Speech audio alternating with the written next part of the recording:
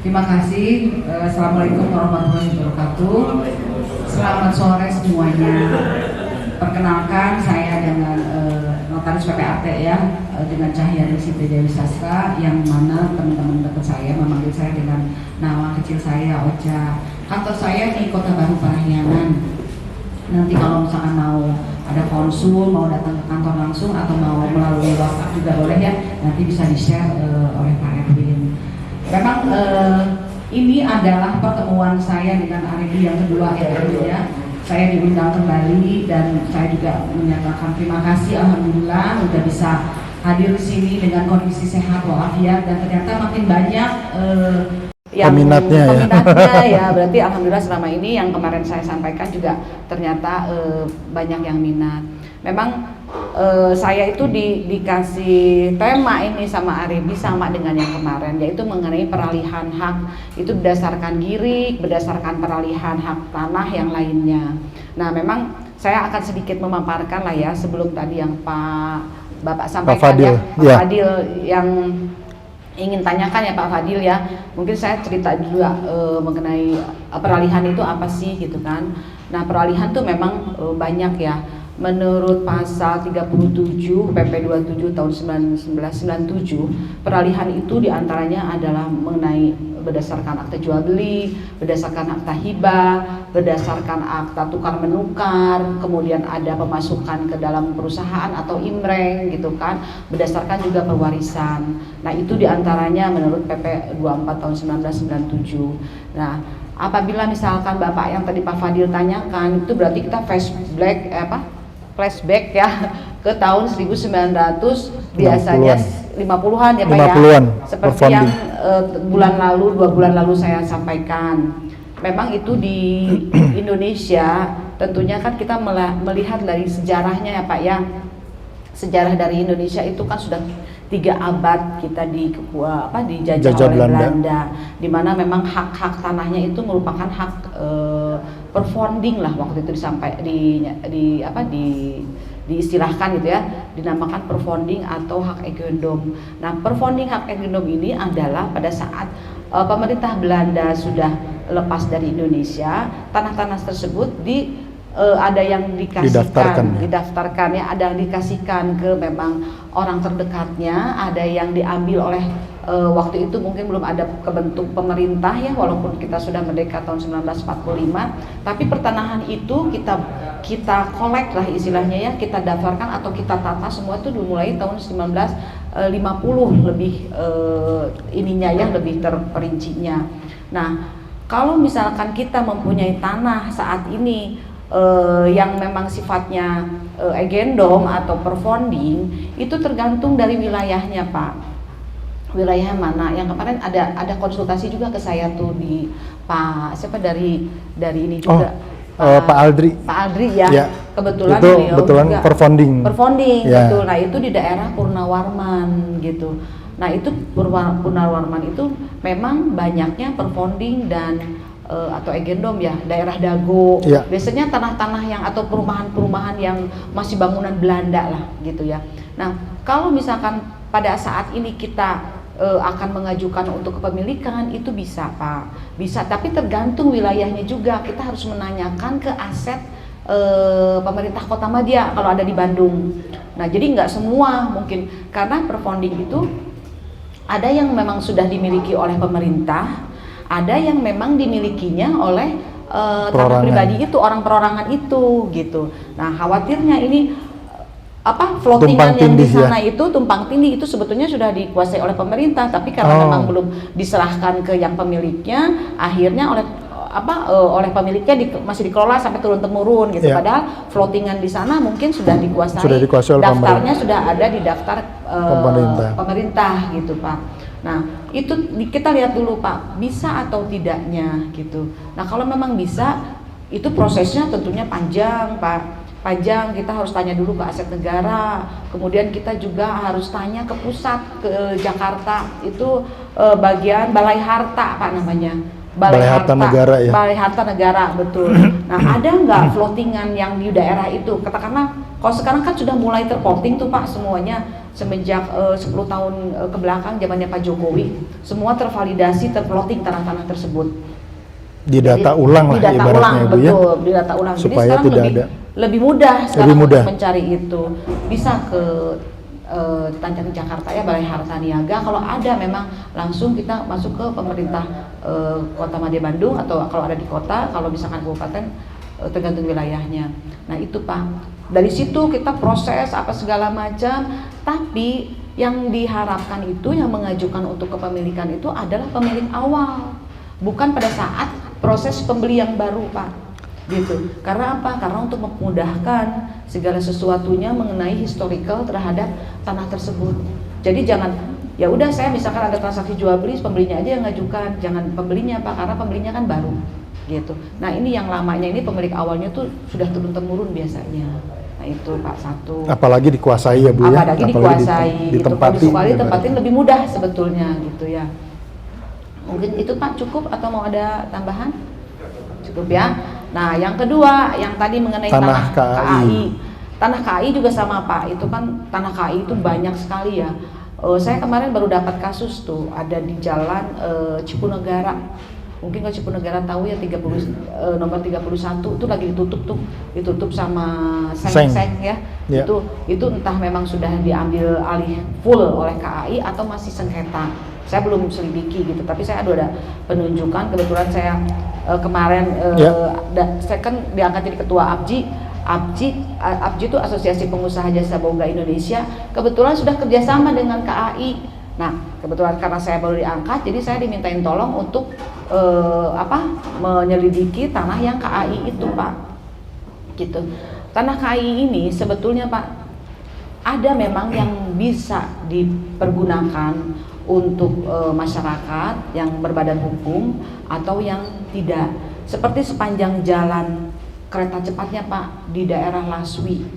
Nah itu di daerah Laswi itu kalau nggak salah ada satu bangunan, luasnya kurang lebih cukup besar ya Pak ya, cukup besar. Bangunan itu mungkin ada tanahnya kurang lebih 1 atau 2 hektar lah. Tahu kan Pak jalan Laswi itu ya.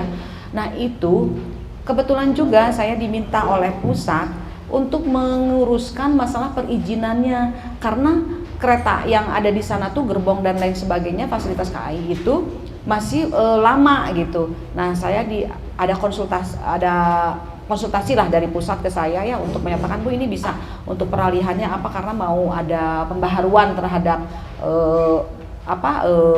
tanah-tanah tersebut.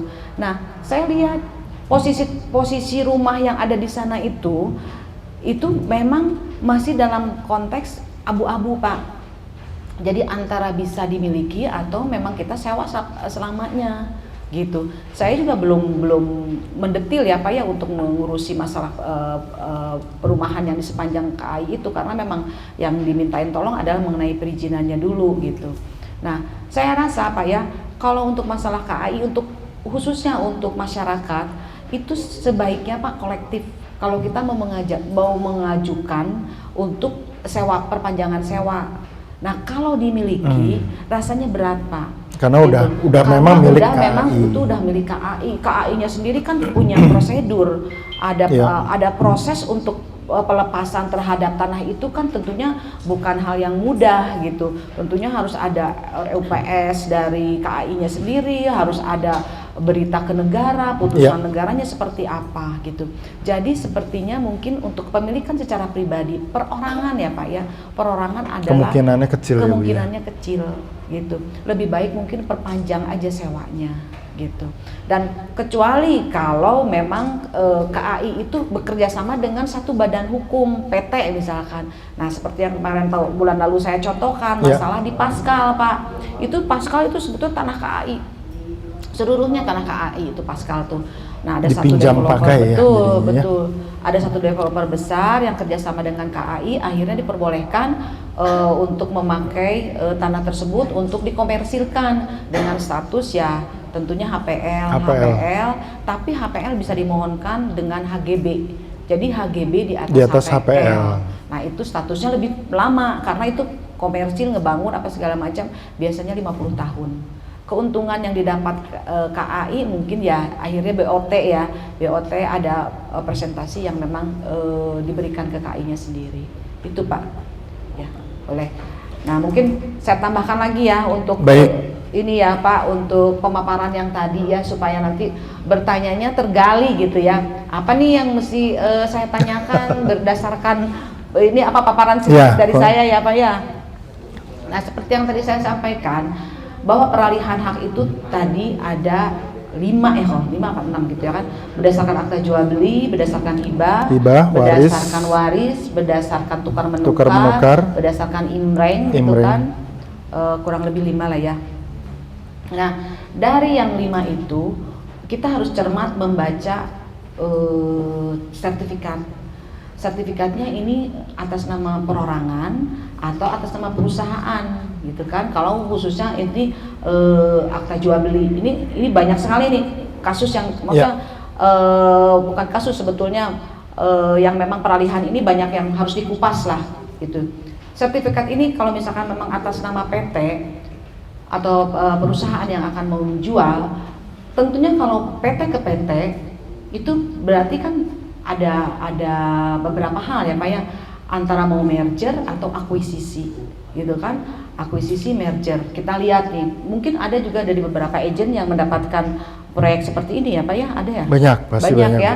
Nah kita lihat ini akuisisi, kalau akuisisi tentunya diambil alih oleh pemilik seluruhnya, oleh pemilik yang baru. Kalau merger tentunya ada pembagian ya, jadi nama yang lama masih tetap kesepakatan, nama yang lama masih tetap dipakai, ada masuk pemegang saham yang baru gitu. Nah itu tuh tentunya banyak sekali yang harus kita lengkapi Pak. Di antaranya tentunya harus RUPS dulu. RUPS. Kemudian kalau kasusnya besar, tentunya ini pemegang sahamnya semua harus hadir. Jangan pakai sirkuler Pak, kalau saya sarankan, karena ini jual beli. Kalau sirkuler kita kan nggak tahu ya. Kalau bisa, kalau misalkan ada pemegang sahamnya yang di luar negeri, diusahakan datang, karena ini kan ada nilai ya. Nanti takutnya di kemudian hari ada tuntutan gitu. Apalagi ini akan balik nama ke pihak lain. Kalau contohnya di akuisisi. Nah itu RUPS. Kemudian pada saat proses transaksi jual belinya juga harus hadir. Semuanya harus hadir di hadapan notaris. Nah gitu. Nah semua bisa kita serahkan ke notaris. Misalkan kalau dengan saya, Bu, Ibu bikinin RUPS-nya, boleh saya bikinkan draft RUPS-nya gitu. Tapi itu tadi semua hadir di depan notaris, jangan pakai sirkuler, kecuali yang ada. Kalau sirkuler itu ya, sirkuler itu begini, boleh di RUPS-nya boleh di apa namanya, kalau kita mah didatengin. Ya didatengin satu tanpa menghadirkan notaris nggak apa-apa. Jadi sifatnya di bawah tangan sirkuler itu. Tapi untuk hal-hal paling perpanjangan direksi yang 5 tahun gitu kan, yang sifatnya tidak terlalu krusial ya. Karena ini yang berhubungan dengan pemilikan ya Bu. Betul. Ya. Jadi harus prosedur lah ya. Ada prosedurnya. Boleh sirkuler seperti itu. Oh Bu, saya mau sirkuler karena memang misalkan ini habis masa direksi, kan direksi itu 5 tahun ya Pak ya di dalam PT itu. 5 tahun habis, ya udah nggak apa-apa, kita sirkuler aja gitu kan, sambil mungkin notarisnya juga menyampaikan Pak ini betul tanda tangan apa segala macamnya, nggak masalah, penggantiannya betul ini. Jadi sirkuler itu hal-hal untuk yang sifatnya ringan lah ya, tidak mengambil alih. Nah kalau yang besar sifatnya pengambil alihan atau mau kredit ke bank, itu semua harus hadir. Harus hadir, betul. Karena setuju nggak setujunya, quorum nggak quorumnya juga ditentukan juga ya. Betul. Ya Bu ya. Betul. Nah satu lagi, kalau untuk perorangan, tadi kebetulan Ibu kita udah ngobrol ya Bu ya di itu ya. Nah untuk perorangan juga kita bisa ngelihat. Perorangan itu kalau masih ada suami istri kita aman, tidak masalah, istrinya ada, suaminya ada, tanda tangan itu normal. Nah masalahnya kalau salah satu meninggal dunia atau sudah pisah. Sudah bercerai, yang satu di luar negeri, yang satu di Indonesia, tapi ini harta gono gini, nah itu bagaimana gitu kan. Nah kita juga harus baca, Bu ini suaminya ada, oh nggak ada, kita udah cerai. Bu ini ada pemisahan harta gono gininya nggak berdasarkan pengadilan? Oh belum, berarti ya mau nggak mau memang harus hadir, dibuat gitu kan, dulu harus ya. dibuatkan.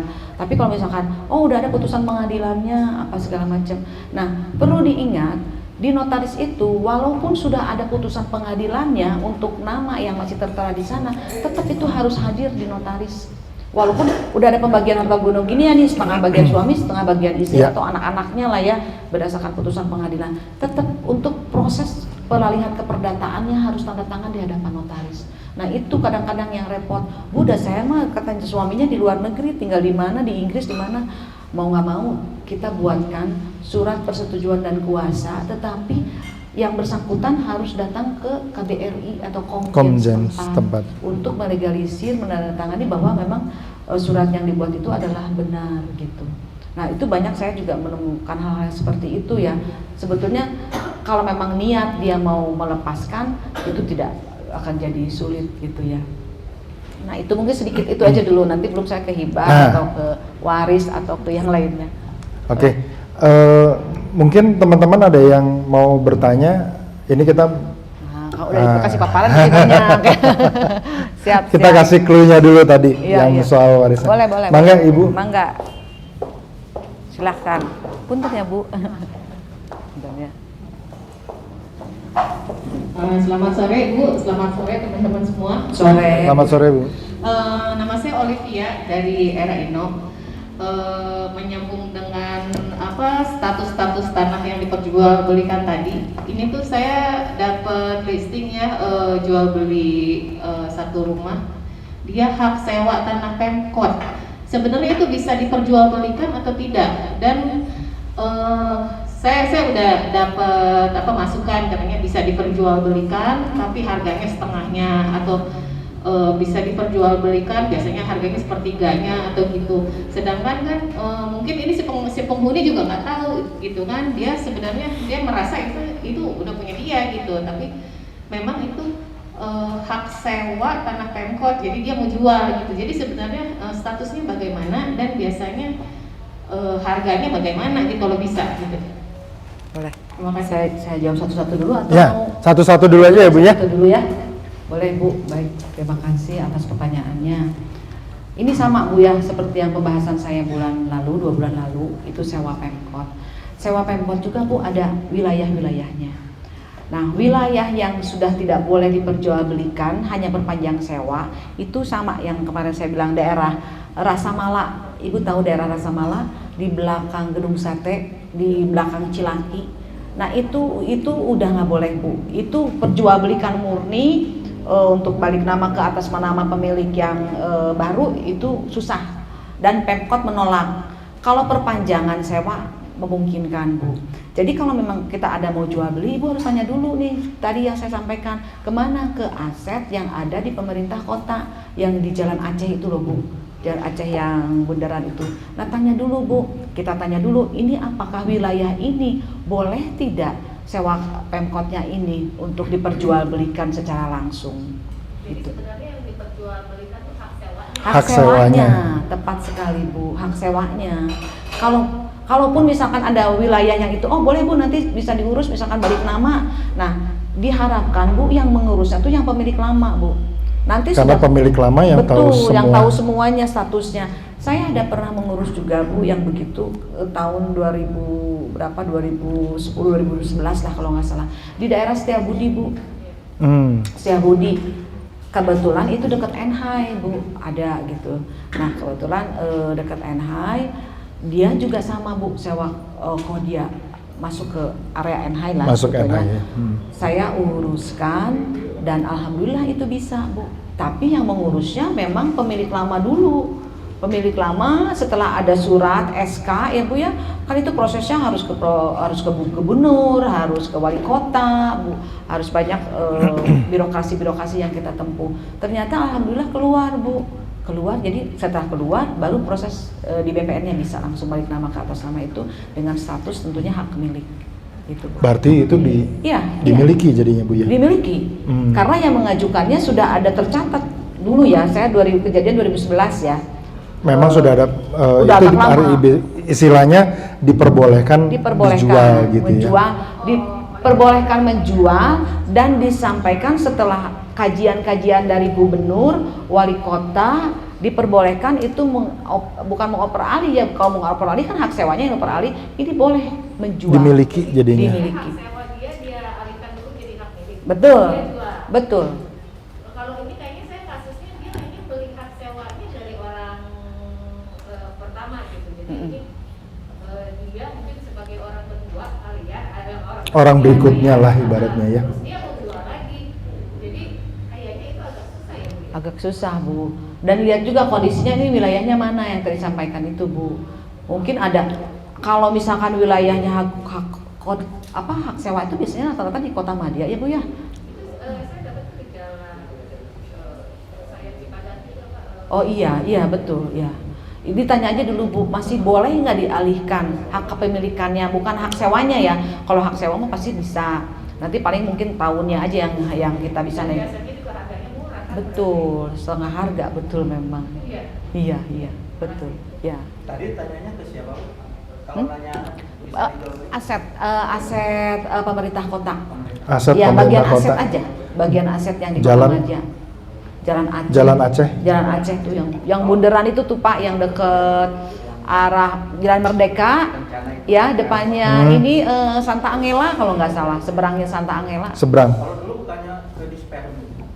Ya itu tergantung dari tanahnya Pak. Biasanya kan kalau mau melihat tuh asetnya ada di mana, asetnya dulu Pak. Prosesnya begitu. Jadi kalau mau nanti asetnya memang ada di sini, baru Bapak bisa lebih terurai, mau di Disperum, mau KAI, mau kemana gitu. Soalnya saya juga ada beberapa bisnis tapi nggak di ini full sih di daerah Sukaluyu tuh banyak. Nah, Daerah Sukaluyu bisa nggak ya? Sukaluyu tuh Surapati. Surapati turun. Suci ya, Suci. batik-batik. Nah itu sih Batik kayaknya masih Rucita. ada kemungkinan mungkin bisa dialihkan hak milih mungkin. Tanya ke aset kotanya, iya. Soalnya banyak di situ yang Iya boleh. Iya Bu. Ya Bu. Maaf masih ini. Jadi berarti jual beli hak sewa bisa dinotaris ya? ke notaris. Nggak bisa Bu. Nggak, Maris. harus ke itunya Bu. Harus ke parahannya kecuali PPJB-nya. PPJB. Ya, PPJB-nya. Ya, perjanjiannya. Ya, perjanjian pengingkatan jual belinya, tapi bukan proses untuk peralihan. Iya. Ya, gitu. PPJB-nya. Karena ngurusnya tetap di Tetap, yang iya. pengelolaan aset kota itu Betul, ya Bu. betul, Ya. betul. Oke. Boleh yang tadi, boleh. Ya Pak, mangga Pak, bentar. Biar dengar semuanya pertanyaannya Pak, bentar Pak. Dari mana Pak? Perkenalkan nama saya Hulman dari Flowing Flower City Property. Saya punya listing tanah kayaknya ini dari daerah Bandung Barat, di atasnya Dago Pakar, Pakar. ke arah Lembang lah. Oh, gitu. ke arah Lembang. Arah Lembang. Kayaknya itu Bandung Barat. Ya. Ya, Lembang masuknya Bandung Barat. Ya. Itu pemiliknya sudah WNA, mau dijual.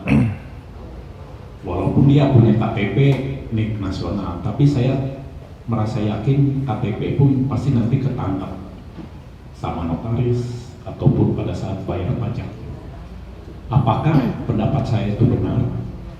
Kalau benar, apakah ini bisa dilanjutkan untuk dijual? Itu aja pertanyaan. Terima kasih. Oleh pertanyaan bagus ya. Memang jarang yang kejadian seperti ini, tapi ada gitu ya. Nah, Jadi ini ibaratnya pemilik tadinya pemilik keluarga negara Indonesia, lalu pindah ke luar pindah negeri. ke luar negara. Berarti udah melepas keluarga negaraan ya Pak ya? Sudah WNA ya? Itu udah pasti ketahuan Pak. Ya. Jadi gini Pak, kalau NIK kan memang sekarang udah online ya. Apakah NIK-nya masih dia berlaku atau tidak? Kita bisa cek Pak, sekarang udah ada alatnya. Nomor induk kependudukan udah langsung tap, langsung keluar. Langsung keluar. Ya, NIK-nya oh ternyata NIK-nya memang sudah hilang. Sudah hilang, berarti sudah tidak terdaftar menjadi WNI kan. Nah, kita lihat Pak, WNA-nya beliau itu pada tahun berapa? Baru 2 tahun. Baru 2 tahun nah, ya. kalau baru 2 tahun sebetulnya masih baru ya Pak ya. Memang ada peraturan kalau kita punya harta, WNI punya harta, mau pindah ke warga negara asing, itu 1 tahun itu harus pelepasan. Nah, ini kan baru 2 tahun nih Pak. Kita lepaskan dulu aja tanahnya ke negara. tanahnya kita lepaskan ke negara dengan proses nanti ada di BPN, Pak. Ada di BPN. Kita lepaskan seolah-olah memang ya sudah ini kembali lagi ke negara. Tanah itu kan kembali lagi ke negara karena udah nggak ada milik siapapun gitu kan. Kecuali pada saat WNA-nya itu mau pindah, dia memberikan ke saudaranya atau ke siapalah gitu. Mengalihkan ke warga negara Indonesia. Warga negara Indonesia gitu. Tapi kalau ini tidak ada, berarti dia harus melepaskan dulu tanah tersebut melalui prosedur ada Pak di BPN. Nanti kalau memang misalkan di Lembang, nanti kebetulan wilayah saya bisa saya Bandung bantu Barat. ya Pak ya, Bandung Barat untuk pelepasan itu. Nanti setelah pelepasan kita mohonkan lagi Pak untuk dipindahkan siapa? Dipindahkan ke siapa? Oleh Berarti pembeli ini yang baru. Pembeli yang baru. Pembeli yang baru. Jadi prosesnya pelepasan dan permohonan, bukan akta jual beli. Gitu. Oh, berarti pajak tetap bayar. Tetap bayar ya. Tapi kan di sana juga pajak tetap bayar. PNBP apa segala macam ada nanti aturannya di sana di BPN. Jadi segala sesuatunya sebetulnya bisa ya dikondisikan asal memang ada konsultasi dengan BPN. BPN dan notaris. Gitu. BPN dan notaris. PPAT ya. Begitu. Jadi jangan stuck Pak sayang. Lanjutkan aja. Ya, silakan Pak, pertanyaan. Dilepas dulu atau kita nunggu pembeli dulu? Ya kalau misalkan ada pembelinya boleh, kalau misalkan mau dilepas dulu boleh. Berarti kan yang pemilik WNA-nya harus mengeluarkan dana untuk pelepasan itu juga Pak. Walaupun Biayanya dilepas berapa, juga Bu? tuh. Biayanya saya belum tahu nih Pak. Belum tahu ya? Belum tahu, iya. Nah, nanti ditanya lagi. Iya tanya. Pelepasan dulu boleh Pak. Tapi kalau mau pelepasan dulu sebaiknya harus ada yang permohonannya cepat Pak. Itu sayang nanti kalau misalkan ternyata udah dilepaskan ternyata nggak ada pembeli, nggak ada pemilik yang itu terus aja jadi tanahnya statusnya tanah negara gitu. Kalau dijual murah nanti ngabarin saya. Iya. Kalau jual murah Pak. Jual murah Pak boleh. Hibah boleh nggak? Hibah Adanya. boleh. Tapi Kalau prosesnya itu secara- tadi prosesnya harus di BPN Pelepasan dulu, baru permohonan. untuk menguasai atau memiliki tanah itu berdasarkan hibah karena urutan dari keluarga. Nah nanti dilihatkanlah akta kelahirannya, kartu keluarganya, riwayat dia dulu waktu semasa WNI-nya kan. Berarti kartu keluarga itu yang dimaksud kan dalam jangka waktu yang lamanya ya berarti ya. Betul. Sama ini akta lahir Pak. Akta lahir. Akta Oh ya, lahir, orang tua sama ya. Orang tuanya sama yang Ya. membuktikan memang itu adiknya. Tapi tetap Pak ada biaya, ada proses, ada kemungkinan juga ada bayar pajak ya. Nah, kalau seperti itu Bu, boleh nggak ditambahkan perjanjian bahwa nanti uang sejumlah sekian nanti di Intern Pak itu. intern ya. Sepertinya kalau kita ke negara mah kita harusnya yang jelas-jelas Yang jelas, aja dulu. Kalau ya. dana apa segala macam itu sih intern keluarga Pak. Ya, berarti nanti PR yang karena tadi belum tahu biayanya berapa, caranya seperti apa, nanti kita cari session ya Bu ya. Iya boleh. Boleh ya? Tapi itu nggak bisa di blow up kalau biaya-biaya Pak di sini. Enggak maksudnya kan biasanya kan kalau untuk urusan seperti itu kan ada kelihatan Bu. Ya. Jadi pajak jual beli misalnya kan iya, seperti kecuali yang jual memang belinya normatifnya. berapa, terus Ya. biaya pelepasan hak biasa kan udah tahu berapa harganya. Boleh. Itu sih biasa. Dan Bisa dihitungnya seperti apa WhatsApp gitu. Japri aja Pak. Oke. Kan kasuistis ini. Siap. Oke, dilanjut. Ya. Udah cukup? Yang lainnya tadi. Ya. Boleh. Saya yang belakang dulu aja Pak ya, bentar ya. Dengan siapa, dari kantor mana? Oke, selamat sore semuanya. Sore. Saya Zeus dari Fem Property. Sebenarnya tadi saya mau ini sih nanya yang ibu tadi tuh yang hak Pemda tuh. Tadi belum saya rada-rada Mau dilanjut nggak apa-apa? gitu. Jadi mau mengulangi aja. Apakah hak Pemda itu tadi bisa dinaikkan ke jadi SHM atau seperti apa gitu ininya prosesnya itu aja sih sebenarnya tadi. Terima kasih. Oke, baik. Boleh. Berarti saya Masih hak Pemda lagi nih kita ini ya, balik lagi. masih hak Pemda. Hak Pemda itu Pak harus dilihat wilayahnya. Sama perjanjiannya ya Bu sama ya. perjanjiannya dengan Pemda dengan pemilik awal. Dengan pemilik awal. Betul. Posisinya di mana Pak? Yang saya tahu di jalan daerah Bengawan, tahu kan Pak ya? Daerah Bengawan, seberangnya ada jalan Rasa Mala. Seberangnya itu dia masuk ke situ Rasa Mala. Nah itu yang saya tahu itu nggak boleh. Gitu. Berarti cuma boleh disewa itu ya? hanya boleh Perpanjangan sewa. Tapi dia tidak boleh diperjualbelikan, nanti akan ditingkatkan jadi SHM, nggak boleh. Tapi yang saya bilang tadi, saya pernah ngalamin kejadian seperti itu di daerah Setiabudi, Pak, 2011. Nah, pas NH banget lah, di NH-nya. Kan NH itu ada apa tuh, ada rumah-rumah dinas ya. Iya. Rumah-rumah dinas NH. Nah, itu bisa kejadian. Itu pun tapi bukan saya yang ngurus untuk proses permohonan ke gubernur, wali kota dan lain-lainnya. Saya sudah terima, udah jadi. Berarti dari keluarga yang pemilik itu awal yang mengajukan, ya, gitu. Wah, ini yang sih, mengurus semua. Ya betul. Ini saya bilang udah bagus nih, gitu kan. Jadi saya prosesnya biasa aja. Nah itu sekarang itu floatingan yang untuk tanah Pemda itu saya kurang mengikuti, Pak. Mana wilayah yang boleh, mana yang enggak. Tapi yang jelas kalau main road nggak bisa. Kalau jalan Jawa, gitu kan, jalan Jawa nggak bisa. Itu Jalan Riau kan nggak bisa. Cipaganti itu udah nggak bisa, karena negara juga makin sini kan makin tidak mau melepas aset-aset yang gitu, mahal ya Bu ya, daerah-daerah presius. Nah itu, jadi Bapak harus lihat. Mungkin kalau kayak tadi di Saluyu ya, Sukaluyu, nah mungkin itu saya mungkin bisa ada. Mungkin bisa ya Bu. Mungkin bisa. Makanya harus tanya dulu ke aset Pemkot yang tadi yang di Jalan Aceh gitu Pak ya. Berarti langsung datang ya? Langsung datang kita yang nanya. Lengkapin dulu Pak surat-suratnya, datang ke sana. Wilayahnya, floatingannya gitu. Atau boleh juga tanya ke BPN Pak. Boleh di BPN juga tanya. Karena BPN juga biasanya mempunyai floatingan. Ini tanah Pemda, ini tanah adat, ini tanah negara gitu. Tanah mana ya? Lebih jelas ya untuk di situnya. Gitu ya Pak ya. Ya, Oke. Pak boleh? Punten. Terima kasih, saya Indrawang dari MRLT Bandung. Yang mau saya tanyakan, ini kan ada giri, kikitir gitu, letter C. Nah kebetulan saya ngalamin gini, pada saat waktu kemarin itu kan udah ada pembeli, jual beli, kan tanahnya masih girik ya. Ternyata dia kan selama ini kepemilikannya yang letter C itu kan kadang-kadang jarang di ini lagi ya, jarang ada, kadang-kadang suka hilang atau ditempatin di mana. Nah dia kan pakai PBB, jadi kebanyakan kalau yang dulu-dulu kan PBB juga seolah-olah jadi seperti gitu kan. Nah kemarin itu ternyata pas pada saat udah ada pembeli, si ini tadi cek surat giriknya PBB-nya itu, PBB-nya ke kelurahan sama kecamatan, ternyata itu udah jual beli katanya gitu. Padahal ini rumah kan belum ada masih dimiliki lah. Masih dimiliki gitu. Memang sih dia dapat juga dari warisan. Nah warisannya itu kan dia ada jadi tiga, jadi ada dibagi 3. Terus dia udah jual beberapa gitu kan, jadi tinggal satu aja yang ini. Tapi orang-orang sih tahu bahwa itu rumahnya si A misalnya gitu, atau tanahnya si A gitu. Nah ternyata pada saat dicek ke kelurahan sama kecamatan udah jual beli gitu kan.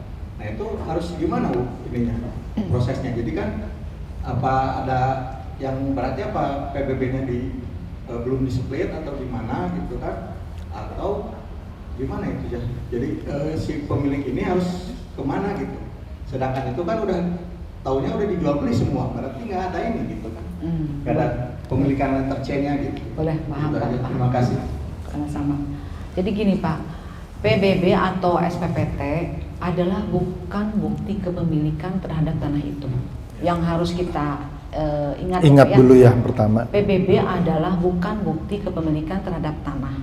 Nah, kalau misalkan PBB-nya itu kan PBB itu kalau nggak salah per berapa tahun mereka akan ada perubahan. Karena kan PBB itu nanti dari nilai NJOP sekian menjadi sekian gitu kan. Nah, ada kalanya PBB yang lama itu atau SPPT yang lama itu akan berubah Pak. Gitu. Nah, kalau kasusnya Bapak saya lihat mungkin ini PBB-nya masih induk. Ya, PBB-nya induk nggak Pak? Kalau PBB sih tiap tahun kan dibayar sama si Ya, induk maksudnya masih satu keseluruhan kan atau ini enggak? ada beberapa kafling tuh. Dari ininya mah enggak. Jadi dia Sudah dibagi 3 ya Pak ya? Udah dibagi. Meter gitu kan.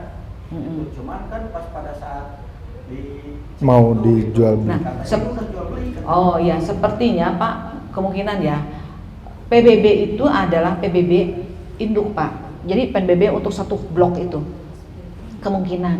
Nah, PBB yang ini yang pernah dipakai untuk transaksi yang lain. Jadi PBB ini memang betul pernah dipakai untuk transaksi yang lain. Jadi kalau mau Bapak mau transaksi jangan mengacu ke PBB Pak. PBB ini akan bisa dibuat kembali dengan penunjukan tanah yang tepat. Kita mengajukannya ke desa untuk rekomendasi saja, atau kita bisa langsung ke dinas untuk Pemkot pemerintah Kota Madia khusus untuk menangani PBB gitu. Nah, kalau letter C tentunya adalah bukti kepemilikan terhadap tanah yang memang belum sertifikat. Gitu kan, ada C desa, C berapa gitu kan, letter C, kohir biasanya kan ada di situnya, kikitir betul. Tapi biasanya kalau di desa itu lebih akurat itu adalah letter C nomor sekian, kohir D nomor sekian biasanya. Nah itu Pak yang dipakai. PBB bisa, bukannya kita abaikan ya, maksudnya PBB jangan dijadikan patokan untuk transaksi jual beli. Yang akan dijadikan patokan adalah kikitir letter C yang dikeluarkan oleh desa. Nah kalau nggak ada PBB-nya ya sudah nggak apa-apa, kita buatkan PBB yang baru dengan PBB yang lama itu menjadi pembanding, gitu Pak. Jadi jangan dibikin pusing, aduh nggak ada PBB-nya gimana? Kita buatkan aja yang baru. Karena tanah yang memang yang tinggal sisa sedikit, yang sedikit ini belum ada PBB-nya. Memang PBB ini sudah masuk ke PBB yang terdahulu yang orang lain transaksi sebelumnya, gitu Pak. Kalau yang transaksi lainnya sih dia cuma pegang AJB aja. Itu di kelurahannya itu hanya ada AJB itu. Betul. Iya. AJB-nya. Nah kita itu waktu itu saya sarankan Pak coba aja ke BPN gitu atau bisa gitu. Nah kalau syarat ke BPN mau ditingkatin ke sertifikat. Jadi sertifikat. Betul. Gimana prosesnya? Boleh. Nah, kalau mau kita tingkatkan menjadi sertifikat, memang salah satunya ada persyaratan dari BPN ada PBB. Tapi kalau PPB-nya belum ada, BPN juga bisa memberikan solusi, yaitu PPB yang tadi dijadikan acuan untuk PBB pembanding untuk menerbitkan PBB baru. Nah, dengan luasan yang baru juga ya Bu ya? Dengan AJB yang baru. Dengan AJB yang baru, betul. ya. Nah, prosesnya Pak, kalau kita masih AJB, kita akan daftarkan ke BPN, itu BPN tuh banyak sekali ininya. Kalau bulan lalu saya bawa contohnya ya untuk warkah Girik ya, tapi kurang lebih lah. Kita buatkan warkah Pak. Buatkan warkah itu boleh dari pemilik, boleh dari ngajukannya pembeli. Dalam artian pembeli itu hanya memberikan DP lah ya untuk pengurusan warkah. Bukan berarti pembelinya yang datang ke desa. Yang harus datang ke desa adalah tetap pemiliknya, ya. tetap pemiliknya, ya. Karena riwayat-riwayatnya itu yang tahu adalah pemiliknya. Nah itu Pak, nanti desa biasanya sudah ada form yang biasa dibeli di koperasi di BPN untuk disimpan di desa untuk membuat warkah. Isi warkah itu adalah satu bundel surat-surat yang memang semuanya isinya berdasarkan keterangan dari desa. Ada isinya tentang penguasaan fisik, ada isinya tentang sejarah terhadap tanah itu, gitu kan? Ada isinya tentang saksi-saksi, siapa aja waktu itu kan yang ininya kurang lebih ada 5 Pak, 5 lembar, dan ada penguasaan nanti untuk sertifikat siapa yang dikuasakannya. Nah itu tuh satu bundel itu Pak, itu dilengkapi semua dengan dengan cap, saksi, KTP, pelengkapan semuanya itu ada di desa.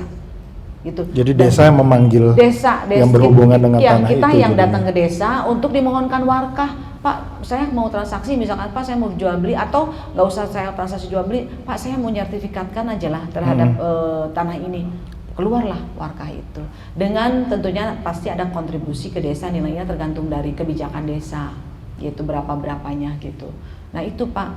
Jadi sebelum kita proses warkah, tentunya kita juga tetap harus berhubungan dengan BPN. Warkah tadi kita daftarkan ke BPN, diperiksa lagi Pak oleh BPN. Nanti BPN yang akan menentukan ini kurang A, kurang B, kurang C. Nah itu dilengkapi lagi. Bolak-baliknya itu lama. Makanya kenapa kalau penyertifikatan dari Girik itu bisa 6 bulan, 8 bulan, bisa setahun.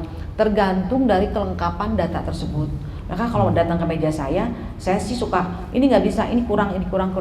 Mendingan ribet di awal Pak, daripada nanti udah masuk ke BPN lama. Nanti akhirnya klien kan yang marah ke kita, oh di ibu mah lama apa segala macam. Padahal memang Datanya belum lengkap. Datanya juga belum lengkap gitu Pak.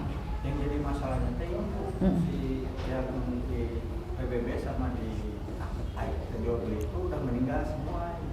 Kan ada ahli warisnya. Ada warisnya kan Mbak? Di ahli waris. Ahli waris. Ya, Nanti ahli waris. yang mengajukan permohonan untuk warkah ahli waris. Ya dibuatkan dulu Pak keterangan waris, jangan lupa keterangan waris. Kalau pribumi keterangan warisnya dibuatkan di kecamatan, desa yang membuat ada formulirnya khusus, nanti dilegalisasi atau diregister sama kecamatan. Kalau non pribumi itu bikin keterangan warisnya di notaris atau di pengadilan gitu ya. Jadi ada biaya. Ada. Biaya. Pajak waris, betul. Balik nama waris. Kan itu belum sertifikat Pak, nggak usah balik nama waris. Jadi kalau belum sertifikat, langsung aja di warkahnya dicantumkan nama ahli waris semua. Gitu. Misalkan katakanlah si Tuan A meninggal ya sama istri, suami istri sudah meninggal punya anak 5. Nah, nanti yang memohonkan ada 5 anak-anaknya tersebut. Nanti dicantumkan di dalam warkahnya penguasaan fisik dari tahun misalkan katakanlah tahun 2000 sampai dengan sekarang oleh anak-anaknya ini A, B, C. Nah, nanti permohonan nanti keluar sertifikatnya 5 anak itu. Gitu. Ya, aku anak ya, pas dong ya. Ilmu telepati yang iya, tepat. telepati ya. Jadi 5 anak itu sertifikat langsung keluar Pak, langsung keluar atas nama anaknya. Tapi memang itu ada biasanya memang ada pajak waris Pak. Ya karena kan ketentuan di letter C-nya atas nama almarhum, pajak warisnya harus dibayar. Kalau untuk jual beli jadi double Pak, pajak jual belinya dibayarkan, pajak warisan juga dibayarkan. Gitu. Oh, apa tuh? Nanti dicari lagi Pak, teman ya. ngobrolnya masih banyak. Ya. Ya, silakan Bu mau nambahkan. Menyambung surat keterangan waris misalnya dari warkah kan kita nanti minta keterangan waris ke desa gitu ya. Misalnya itu kan anaknya 5 ya. Misalnya ada penggalakan anaknya 6 yang kewajiban 5 terus nanti sertifikatnya jadi 5 itu di kemudian hari sertifikatnya legal apa enggak gitu? Anaknya sebetulnya 6. Misalnya anaknya 6. Kan misalnya sebenarnya anaknya 6 sama 7. Terus tapi mungkin yang buang atau kemana atau apa terus dia buatnya cuma udah kita buat berlima aja gitu. Nggak boleh Bu. Akan jadi masalah. Masalah Bu. Nanti anak yang 2 itu gimana nantinya gitu? Apa Akan jadi sengketa Bu tanahnya. itu Pasti jadi sengketa. Pasti sengketa Bu itu. Ya kan. Nah, kalau misalkan kita nih ke notaris datang ya Bu ya dengan kondisi yang dilihat ada keterangan warisnya Bu. Keterangan warisnya berarti 5. Berdasarkan pengakuan dari anak-anak itu 5 aja anggap ya. Nah, kalau notaris kan melihat kondisi ini ya 5 saja gitu kan. Padahal di balik itu ternyata ada 2 anak lagi. Itu akan sama dengan kita memegang bom waktu Bu. Suatu waktu pasti akan ini. Jadi masalah ya Bu ya. Akan jadi masalah. Jadi lebih baik di awalnya yang tadi Ibu bilang, Betul. lebih baik sulit dulu. Lebih sulit dulu. Nah, Nanti kedepannya lebih. dilengkapin dulu. pengennya supaya cepet lah yang itu maksud saya. Nggak boleh Bu. Kita boleh gitu kan. Iya, iya. Itu yang Itu banyak. harus. Nah, tergantung Bu kalau misalkan cari yang 2 ini hilang ya Bu ya. Itu ada prosedurnya Bu. Pengumuman dulu di koran. 3 kali berturut-turut pengumuman di koran, tidak ada. Nanti kita ngajukan permohonan ke pengadilan untuk bahwa orang ini memang tidak diketahui rimbanya di mana. Itu juga ada prosedurnya. Boleh menghilangkan gitu ya anak yang ini, tapi prosedurnya berdasarkan putusan pengadilan. Gitu. Kalau kasus yang seperti saya tadi boleh nggak? Kalau dari istri yang lain kata Bapak gimana? Kenapa? Bentar satu-satu Bu. Kenapa? Bentar. Bapak dulu lah. Tadi gimana Pak? Kalau misalnya yang seperti tadi itu boleh nggak misalnya prosesnya minta urus ke notaris gitu, selain ke notaris minta urus gitu. Boleh. Asal pemilik lahannya kooperatif, Pak. Karena kan pasti tetap akan minta. Saya sih banyak sering menguruskan masalah untuk itu ya warkah, asal kooperatif aja. Karena nanti kita akan meminta berbagai macam persyaratan, KTP, kartu keluarga, buku nikah, surat akta kematian, gitu, akta lahir. Nah itu harus lengkap dulu. Dan kita juga kan nggak mungkin mau menguruskan nanti siapa yang ininya gitu kan ya. Istilahnya seperti itu. Boleh Pak, boleh. Pada intinya Bisa. Saya banyak kok Pak menguruskan yang masalah seperti itu. Gitu. Oke, baik. Silakan Ibu. Tambahannya apa? Kalau misalnya sudah ada SHM nih ya, terus ada dari putusan pengadilan, putusan hakim, itu bisa diperjualbelikan nggak? Putusannya tentang apa, Bu? Tentang apa putusannya? Jadi si kakaknya uangnya katanya Pak ya nggak terima itu, jadi digugat padahal udah SHM, cuman ahli waris sudah siap semua. Maksudnya waktu pada saat transaksi jual belinya pembagian keuangannya tidak adil gitu? Nggak tahu tuh, pokoknya mah dia ngasih data seperti itu bisa diperjualbelikan nggak? Tergantung, Bu. Kalau memang udah kasus sengketa begitu ya nggak bisa diperjualbelikan. Iya. Oh itu udah berarti udah sengketa ya? Udah sengketa. Udah sengketa. Kalau ada gugatan sengketa. Meskipun dari putusan hakim. Putusan hakimnya tentang apa, Bu? Tanah itu udah beres gitu, udah bisa gitu, udah sah. Udah Ahli waris sah? Udah mau semua, mau tanda tangan semua. Oh, itu putusan pengadilannya sampai kemana, Bu? Sampai kan pengadilan tuh kita Ada jenjang. berjenjang ya. Ada pengadilan negeri, pengadilan tinggi, putusan Mahkamah Agung, setelah itu ada PK, Bu. Gitu. Nah, putusan mana nih yang mau kita pakai? Itu. Kalau putusan misalkan pengadilan negeri, kita juga ngelihat ini ada kansnya ini untuk menggugat lagi yang pihak lainnya. Gitu. Sekarang mah begitu, Bu. Bukan sekarang, dari dulu juga begitu. Dari Cuman dulu gitu. sekarang banyak ya istilahnya, ini mohon maaf ya gitu ya, kita bicara ada hal lain yang memang di luar kewenangan, masuk kekuasaan kita banyak kayak mafia tanah Mafia juga tanah, gitu, ya. Bu. Gitu. Jadi Ya. untuk menghindari hal-hal yang seperti itu Perlu kita lebih kesiapan nih. perlu kesiapan kita gitu. Kalau misalkan yang lain menggugat, posisinya nih, kan udah ada putusan pengadilan misalkan. Pengadilannya putusannya sampai di mana? Pengadilan negeri, pengadilan tinggi, Mahkamah Agung atau PK? Atau PK. Peninjauan kembali gitu. Ya. Ya. Oke, Pak, yuk silakan. Menyambung aja tadi kan Ibu Ocha sempat menyinggung tentang mafia ya. Mafia tanah ya. Mafia tanah, betul. Nah, di beberapa listingan saya ada juga di kalau nggak salah Cisarantan, Arca Manik Cisarantan. Nah, itu ada beberapa tanah yang memang ada mafianya, tetapi si pemilik itu sebenarnya udah pegang gitu sertifikat tanah. Cara untuk bisa melepasnya itu gimana ya, Bu? Kira-kira apa? Ini kalau bicara sama mafia tanah repot ini. Mafia tanah tuh sebetulnya Pak bisa diurai ya. Kalau memang kita cermat, cerdas dan cerdik ya. Jadi tergantung kasusnya mafia tanah tuh. Tapi namanya mafia tanah, kita juga udah kita cermat, cerdik dan cerdas, tetap aja dia ngakalin Tetap terus ngakalin, kan ya. gitu, nggak akan ada ujungnya. Tapi at least dalam hal itu kita tahu riwayat tanahnya. Kalau misalkan nih ada satu tanah, satu keluarga. Nah ini kenapa bisa dikuasai oleh mafia tanah? Karena apa? Kita harus tahu dulu backgroundnya. Biasanya sih ada utang piutang. Biasanya ada hutang piutang. Makanya. Nah makanya akhirnya mencuatlah mafia tanah gitu. Kasusnya apa nih gitu? Pasti di balik itu pasti ada kasus yang memang harus kita gali, gitu ya Pak ya. Harus tahu, jangan sampai aduh udah mafia tanah lah, males lah nggak dipegang sama mafia tanah. Tapi di balik itu pasti berkasus ini tanah ini. Nggak mungkin nggak berkasus kalau nggak datang si mafia tanah ini. Yeah. Biasanya mafia tanah tuh datang kalau tanah itu berkasus Pak. Gitu. Ya. Jadi ibaratnya ada salah satu anggota keluarga menjaminkan pakai tanah tersebut. Minjemnya nggak seberapa, tapi tanahnya gede banget ya Bu ya biasanya. Udah gitu keluarga yang lain nggak tahu, adik kakak yang lain nggak tahu. Pas pada saat mau dijual, oh sertifikatnya udah dikuasai sama si Tuan X gitu kan.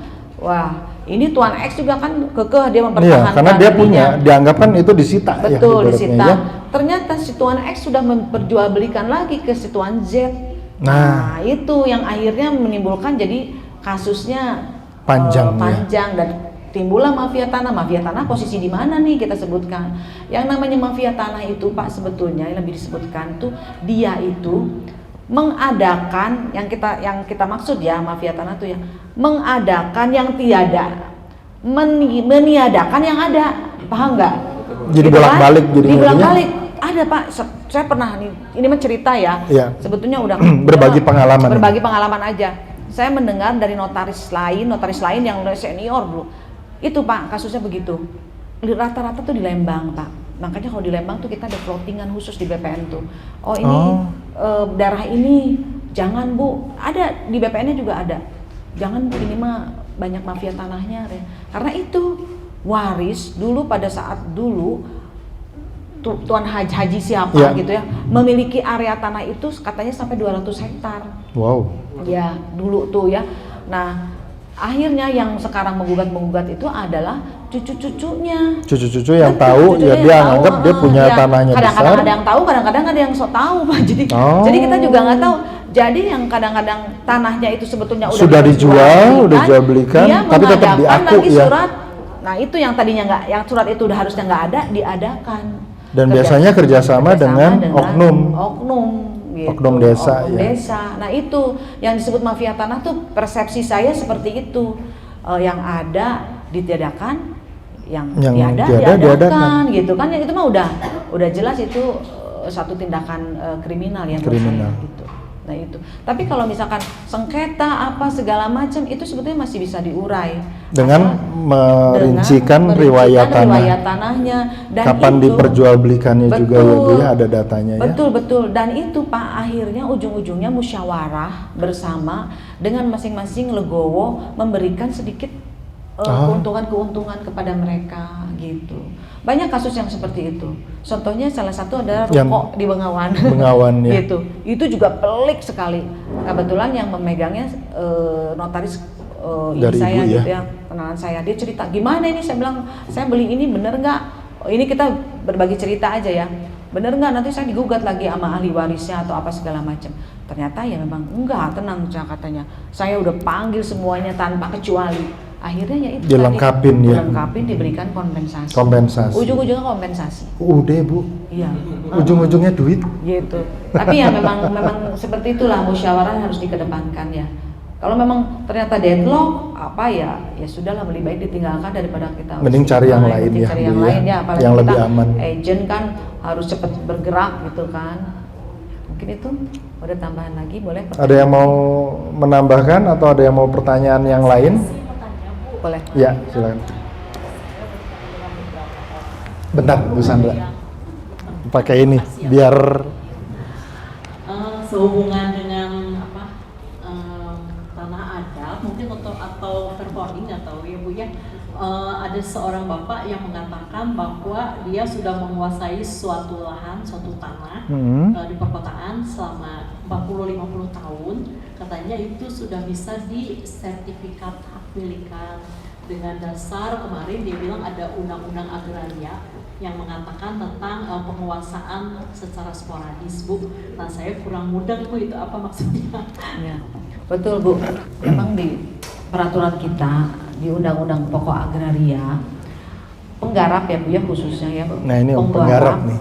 Yang menguasai berturut-turut selama 30 tahun lebih itu sudah boleh mengajukan untuk permohonan kepemilikan terhadap sertifikat itu. Boleh, betul Bu, memang itu. Nah apalagi ini dengan syaratnya tidak ada yang memiliki ya. Tidak ada yang memiliki, tidak ada yang menggugat tentunya. Ya, ibaratnya jadi seperti tanah negara. Tanah negara yang dikuasai oleh penggarap tersebut gitu kan, dimanfaatkan, ada unsur pemanfaatan terhadap tanah itu. Jadi tanahnya bukan merupakan tanah terlantar. Gitu. Jadi diolah jadi kebun lah ibaratnya Ibu ya. Betul Bu. Kebetulan ini bukan kebun Bu, bentuknya ada Rumah. Rumah bisa. Terus bapak ini pun sebenarnya warisan dari ayahnya. Jadi dia udah lahir dan tinggal di situ yang 50 tahun lah kurang lebih. Kepemilikannya bentuknya apa Bu? Itu sebagian SHM, ya. Sebagian lagi statusnya tanah adat. Nah SHM-nya atas nama siapa? SHM-nya atas nama ayah. Oh memang sudah dimiliki jadi. jadi. Sebagian Pak, sebagian yang di belakangnya itu dianggapnya tanah adat ya. Adat. Nah, terus dia mau kan dijadikan SHM. Lalu argumentasinya itu saya berhak mengajukan SHM dan kemungkinan diterima oleh BPN karena saya saja udah tinggal 50 tahun di situ. Tapi kalau ini kasusnya beda ya Bu ya. Satu kan SHM dengan tanah adat ini apa satu hamparan Bu? Satu hamparan jadi. Kalau satu hamparan sertifikat tersebut kan masih milik. Satunya kan atas nama orang tua. Nah, lagi sebagiannya. Nah itu merupakan menjadi hak waris dari keluarga itu. Nah kalau yang satunya lagi tanah adat, kita ngelihat Bu cek desanya. Cek desanya atas nama siapa? Kalau masih atas nama orang tua, nah itu tetap masih hak waris terhadap ahli waris yang lainnya gitu Bu. Lalu itu kan udah cek ke desa, tapi desanya kok susah sekali mengeluarkan data. Katanya udah 50 tahunan atau 80 tahunan ya. Katanya bukunya udah susah dicari. Iya pasti desa itu kan punya buku tanah tersendiri ya, Iya. buku pinternya betul. Tulisan tangannya Udah rapuh. Udah kabur ya. Udah rapuh ya. Belum bukunya juga mungkin udah robek-robek kali Ibu ya. Iya betul. Biasanya kalau memang ada peraturan ya Bu ya, boleh secara berturut-turut kita menguasai terhadap tanah 30 tahun bisa. Tapi mungkin nanti di BPND juga masih ada persyaratan-persyaratan yang memang harus ditempuh Bu. Jadi berarti itu nggak siap jual. Nggak siap jual. Diberesin dulu aja Bu. Lebih Tetap baik ada di- peluang kalau saya melihat, Iya. tetap ada peluang. Tapi berapa lama sih proses membereskannya? Membereskan tuh sebetulnya tergantung dari dokumen Bu. Nah, kelengkapan Kalau- dokumen, Bu. kelengkapan dokumen. Kalau dokumennya Lengkap. lengkap, yang tadi cek desa itu ya bisa misalkan kita sampaikan ke desa membuat cek baru dengan turunannya yang dari sertifikat itu Bu. Nah, sertifikat kan ada sebelahnya tuh Bu. Nah, itu kan udah SHM. Nah, SHM ini biasanya itu berdasarkan apa? Berdasarkan konversi pastinya. Kalau konversi itu dari tanah adat disertifikatkan tuh namanya ada sebelah kanannya Konversi. tuh ya, konversi. Nah, itu biasanya tercatat Bu di desa di BPN. BPN. Ya, konversinya C desanya tahun sekian, ini sekian. Nah, lihat di buku tanah. Betul diurutin di situ. Betul Bu. Lihat aja dari situ. Nanti sudah ada, baru disampaikan ke desa untuk dibuatkan C desa ulang berdasarkan sertifikat yang sebelahnya. Gitu Bu. Sebetulnya segala sesuatunya kalau memang kita bisa menjalankan ada solusi lah Bu. Nah, Ada solusi. nanti Perlu kesabaran. sama konsultasi lebih lanjut. Bu. Iya betul. Siap. Oke. Sama-sama. Boleh, Ya, Kak. Pak Marcel, silakan.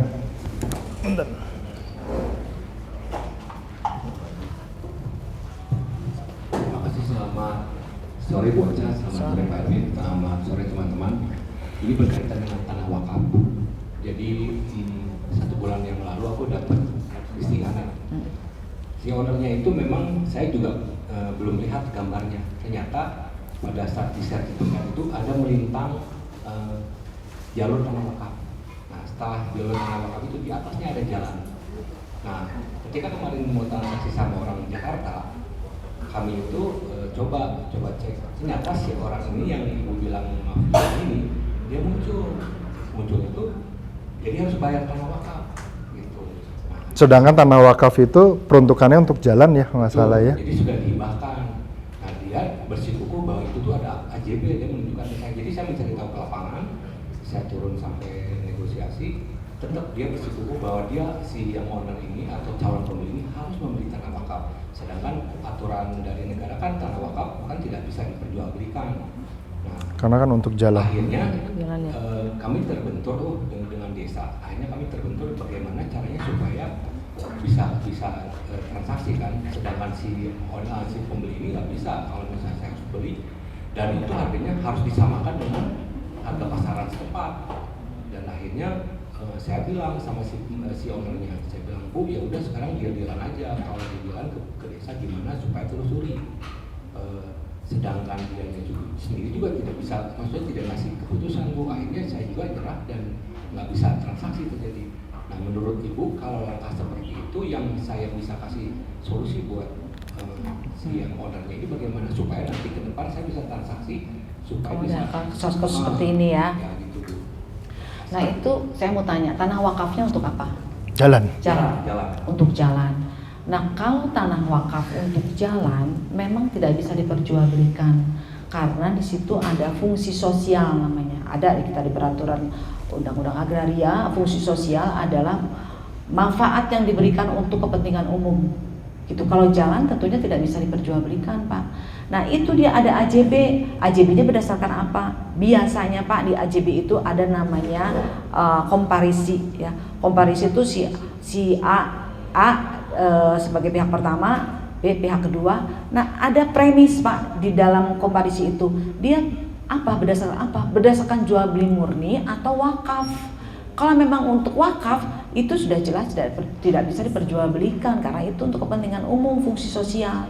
Kalaupun AJB itu kita pergunakan, kita gabungkan lagi dengan sertifikat yang ini, tentunya akan ditolak oleh BPN. Karena udah ada Karena wakaf sudah ya, diwakafkan untuk jalan, dan di BPN pun tanah itu kalau kita floating itu akan diarsir Pak.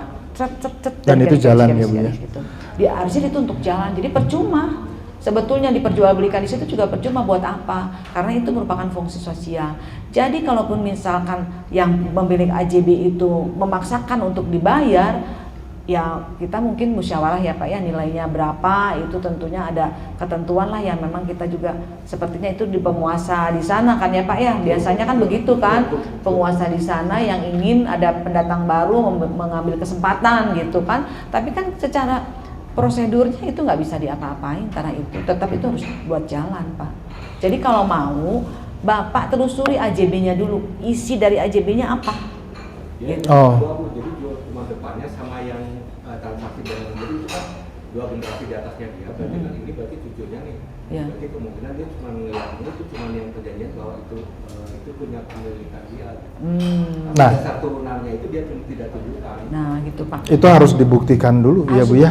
Kalau jadi kalau ada data ada, kepemilikannya iya, sebenarnya betul. dia bisa. Betul. Ada sertifikatnya nggak Pak? Kalau sertifikat sih sebenarnya bukan dari AJB ini, sertifikatnya dari yang pemilik. Dari yang punya tanahnya Bu. Dari pemilik awal ada sertifikat nggak Pak? Nggak ada. Jadi apa, tanah adat? Nggak, maksudnya ini sertifikat, kemudian sini tuh jadi tanahnya tuh nuker, jadi kata dia menurut versinya ditukar dengan tukar guling. Oh, pas saya minta tukar gulingnya mana? Saya bilang nggak ada juga, karena menurut alasan dia orang tuanya sudah tercecer gitu. Jadi kalau dilihat ini kan sempat saya mempelajari juga kasusnya Pak Marcel. Ini tuh kelihatannya sih pemilik awal ya Pak Marcel ya. Jadi bukan pemilik awalnya, jadi cucu pemilik awal yang tahu bahwa itu tanah adalah tanah kakeknya.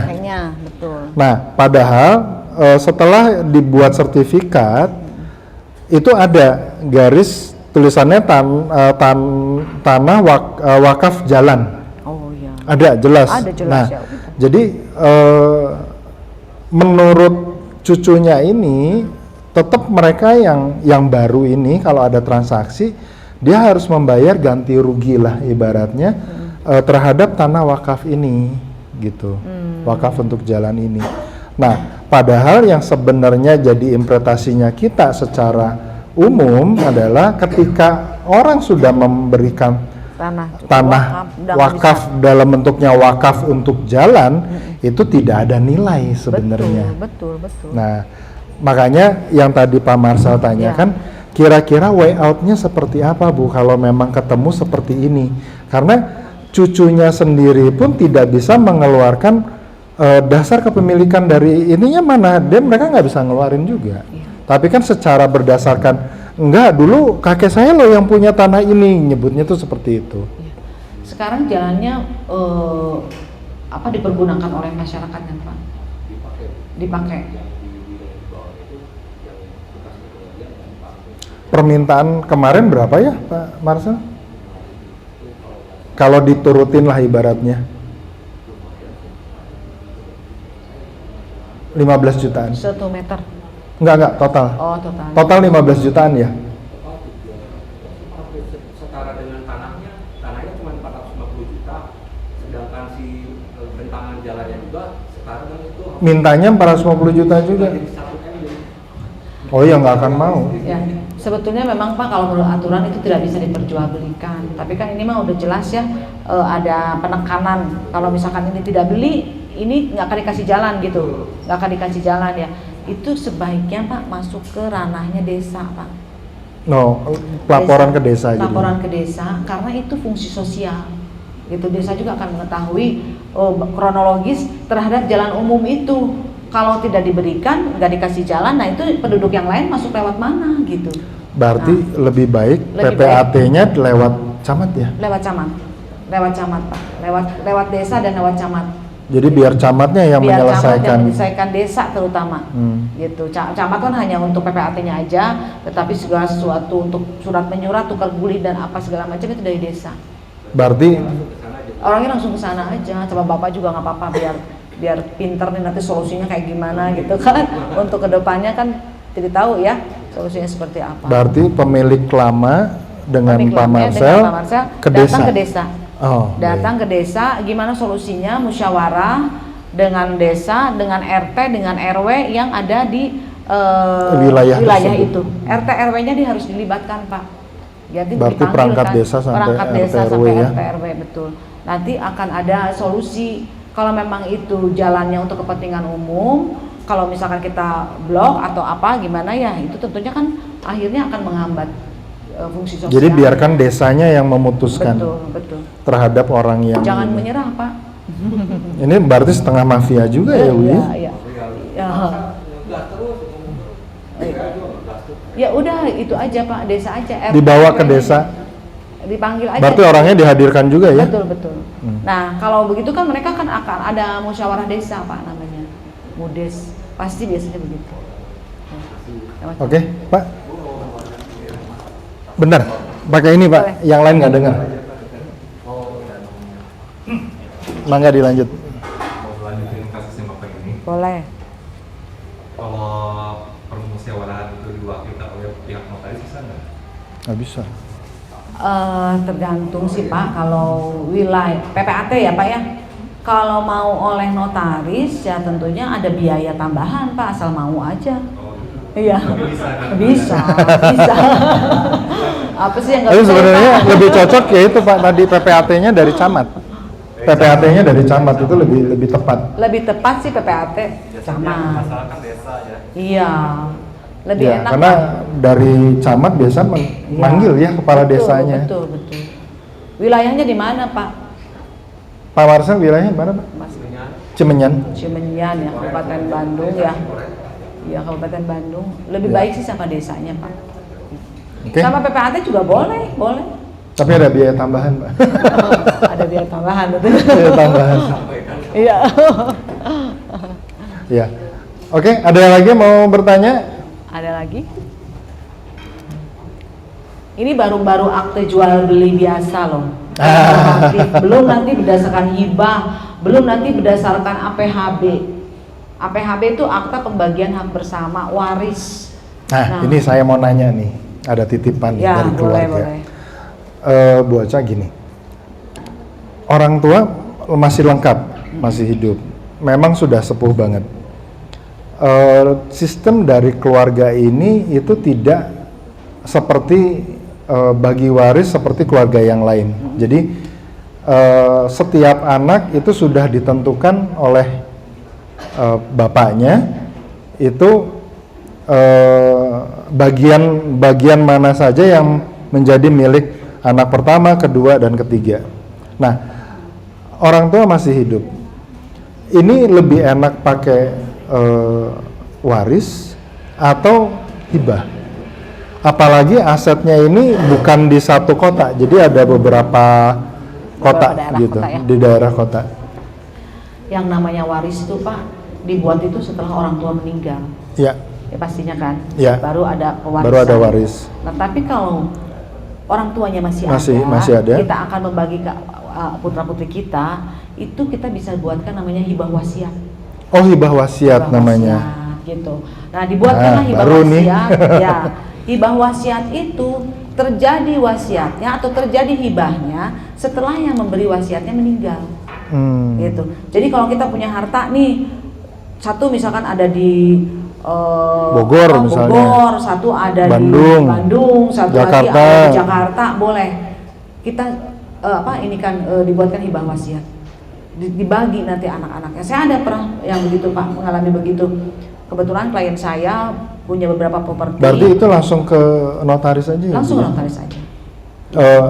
Yang dipercaya oleh bapaknya Iya, itu aja betul, ya? betul. Oke. Nanti disimpan oleh notarisnya. Mau dipanggil putra-putrinya, boleh mengetahui pembagiannya begini-begini. Ya. Tapi biasanya, Pak, saya juga mengalami tuh yang seperti itu. Lucunya ini anak pada nggak mau, maksudnya bukan nggak mau, ini saya nggak mau posisi di sini, saya nggak mau posisi di sini. Kan udah hak veto orang tua iya, hak biasanya. veto. Saya bilang, saya jadi akhirnya yang memberikan ke mereka pengertian. Iya. Saya bilang kalau nilai tanah itu nggak akan ada yang tahu. Saya bilang gitu, nilai tanah mungkin pada saat ini katakanlah di Kota Madya Bandung ini nilainya tinggi. Misalnya, Ya, tinggi ya. misalkan.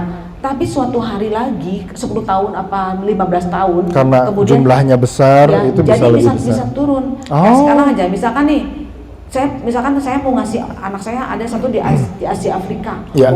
Rebutan kan pengen jalan Asia Afrika karena kan itu bagus. Jalan Bagus kan protokol. Udah gitu satu lagi saya mau dia di Sukajadi.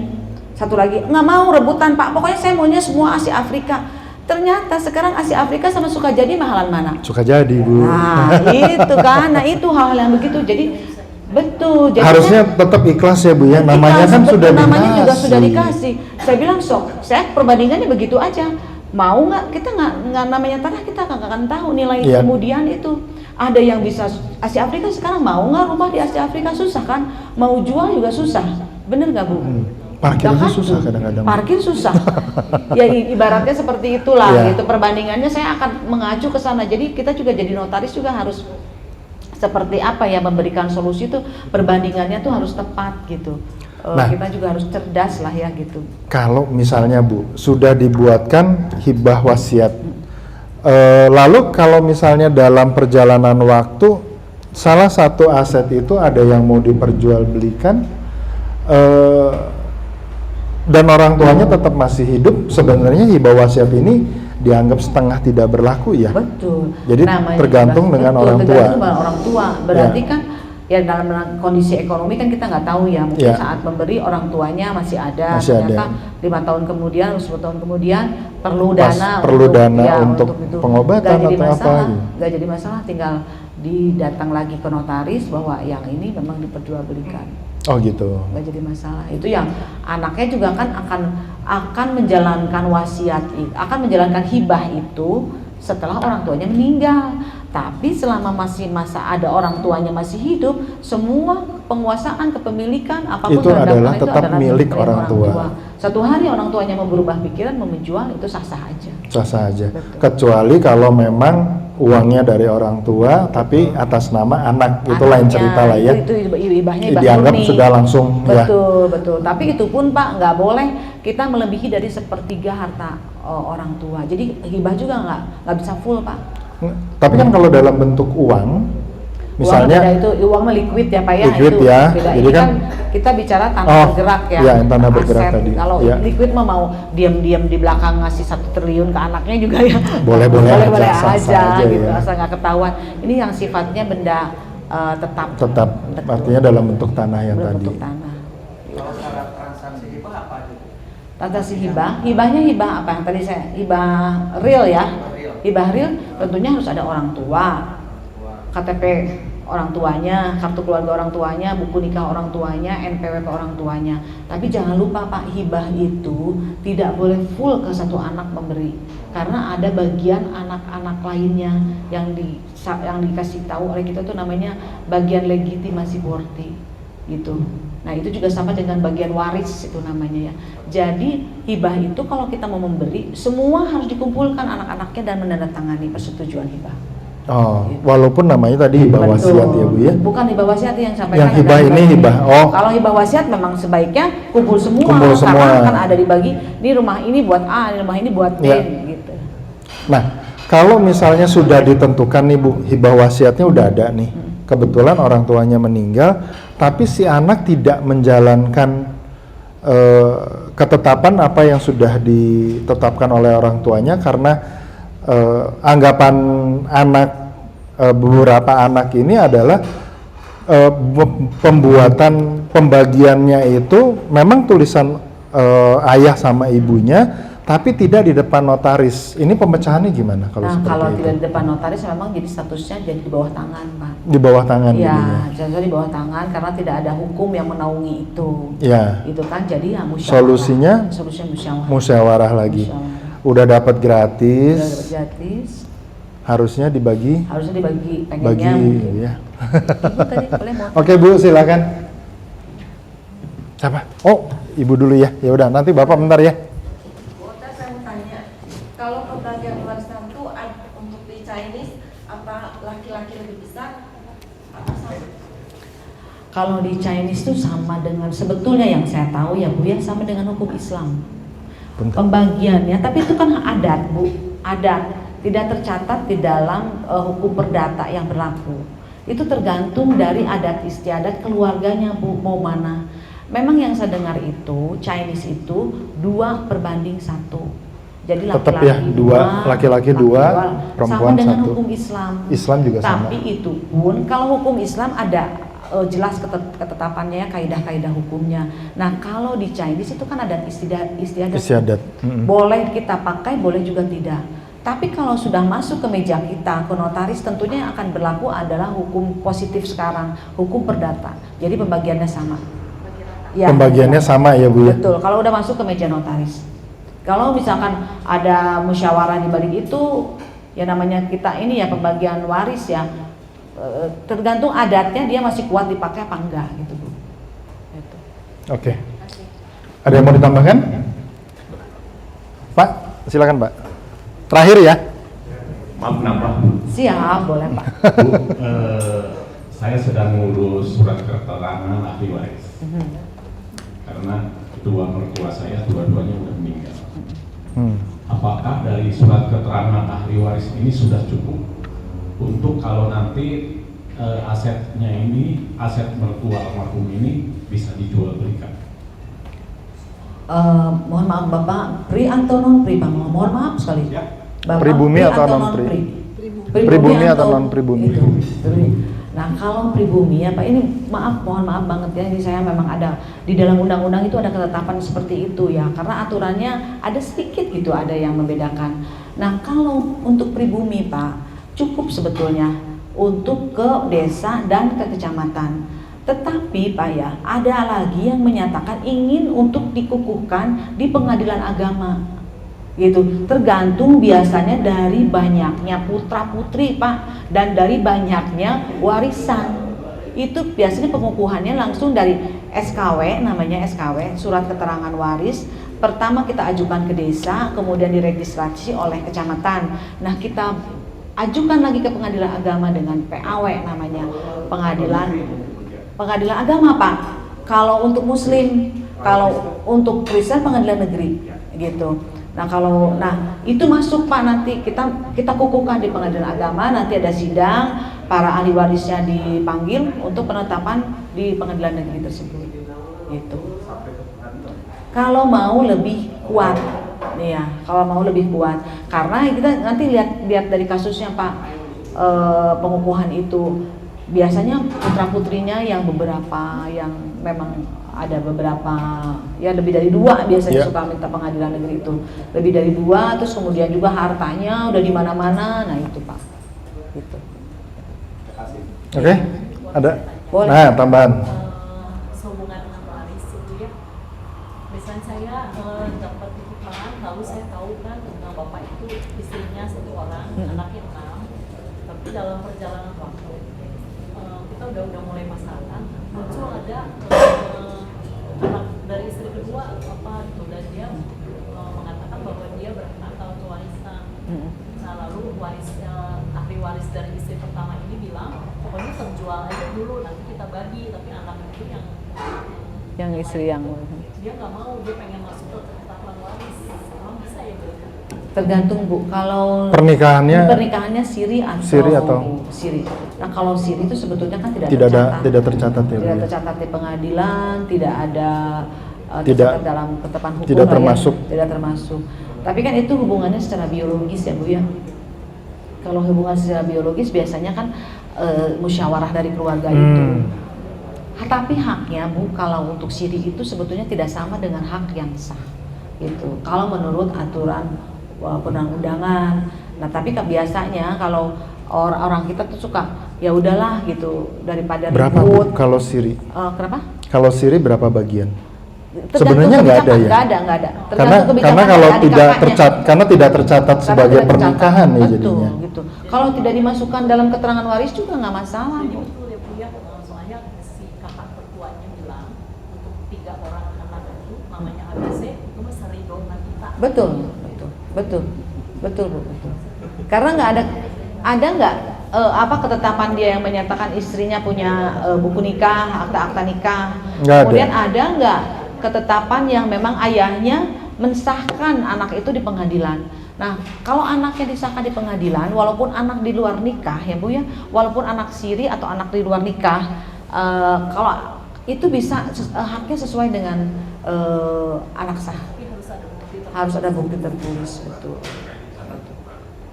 Oke. Di luar nikah ya. Makin semalam makin seru. Waktunya nih. Kita udah habis nih Bu. Oh, udah nggak berasa ya? Udah nggak berasa, udah mau jam 6. Padahal banyak, ini baru setitik gitu. Nanti baru warisan ya, sedikit. baru warisannya membuka lagi secara ini kan pembagiannya gitu. Untuk waris tuh kalau pembagian waris tuh kan kita ada dibagi ya menurut Muslim dan non Muslim. Muslim juga ada kompilasi Islam ya tentunya. Banyak sekali lah kalau itu. Nah itu juga. Tapi ujung-ujungnya sebenarnya musyawarah ya Bu ya. Musyawarah. Karena semua kalau tidak ketemu dengan musyawarah mufakat nggak akan cair Pak. Betul. Nggak akan jadi duit. Sebelum transaksi harus dibereskan dulu. Nah makanya kalau saya saran Bu Sandra tadi, tetapkan saja Bu angkanya berapa, bukan secara ridho jadinya. Betul. Jadi itu mengikat, walaupun kelihatannya kecil, tapi tetap ada bagian. Ada bagian.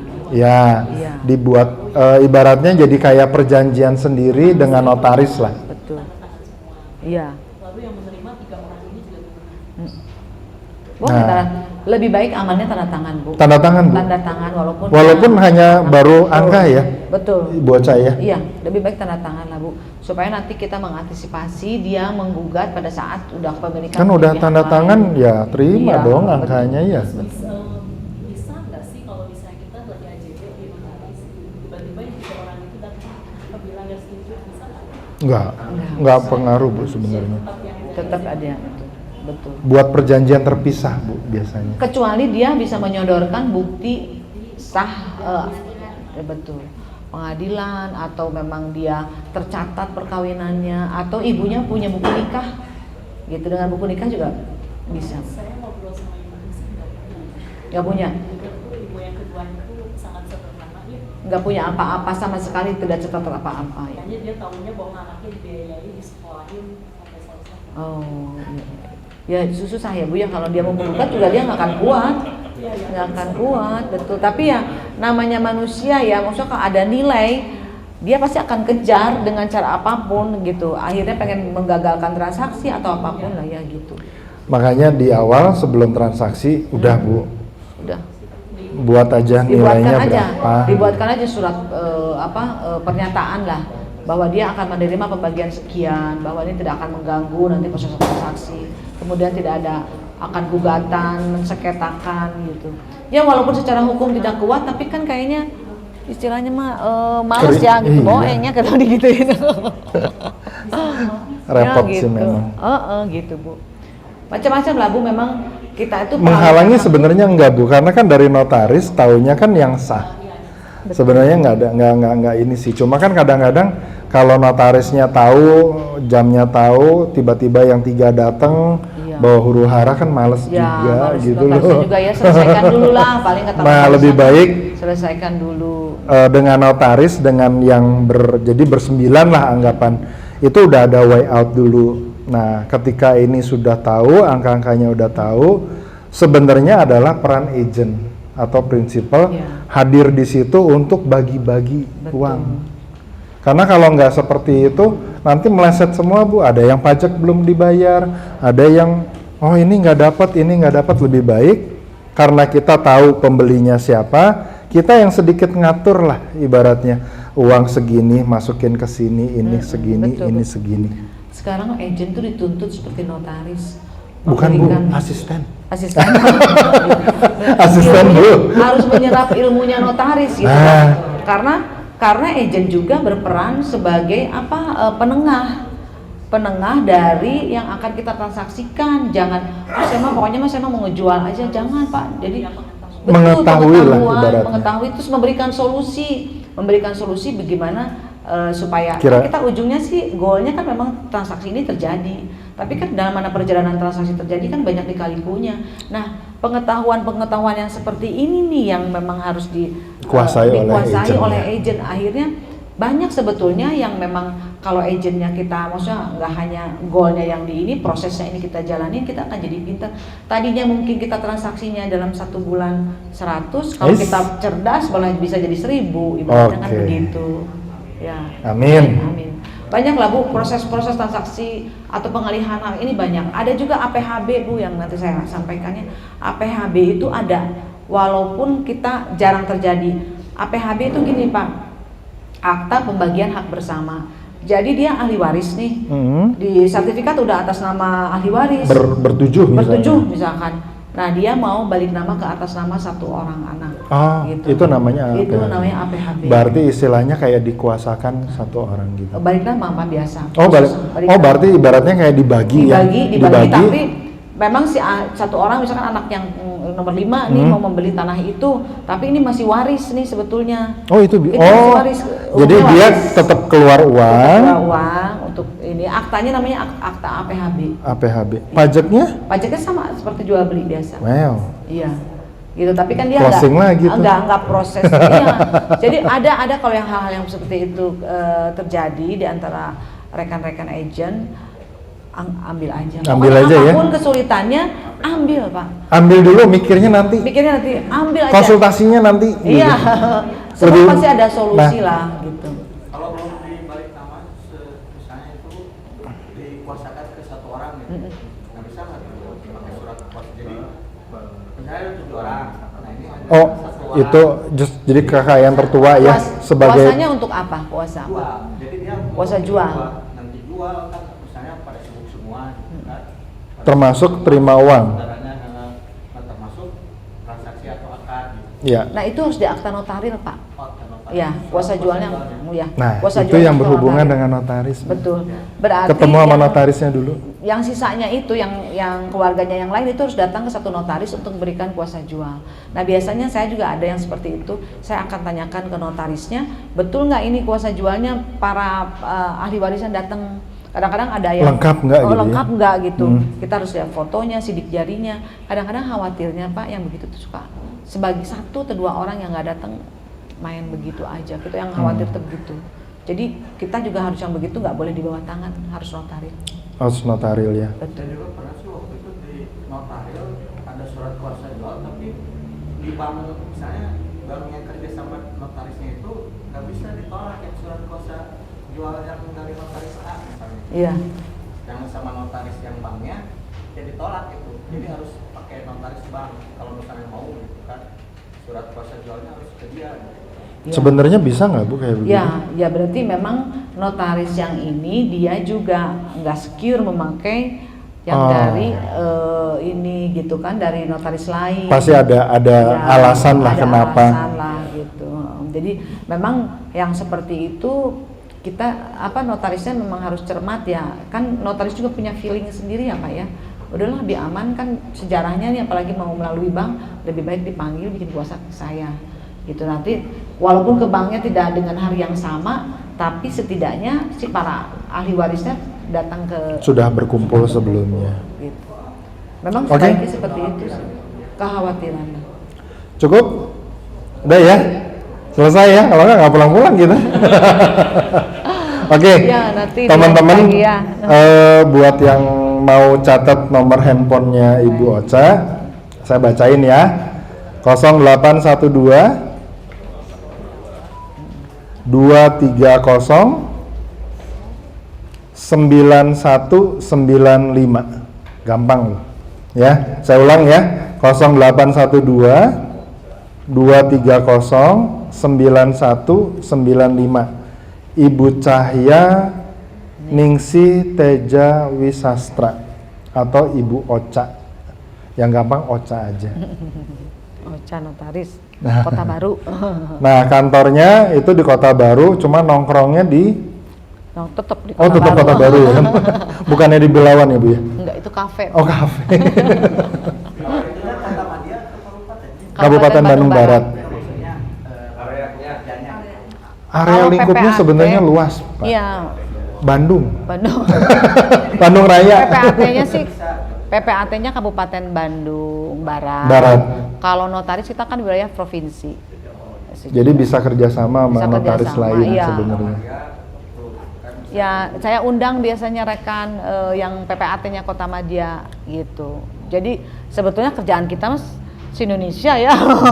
Yang penting misalkan kayak saya ada HT nih di Aceh, saya undang, bukan undang, minta tolong ke PPAT Aceh untuk proses hak tanggungannya. Saya ada di Jakarta, hak tanggungannya misalkan PPAT Jakarta, jadi kita bisa aja. Bisa seluruh Indonesia ya, terutama untuk HT ya. Kenapa?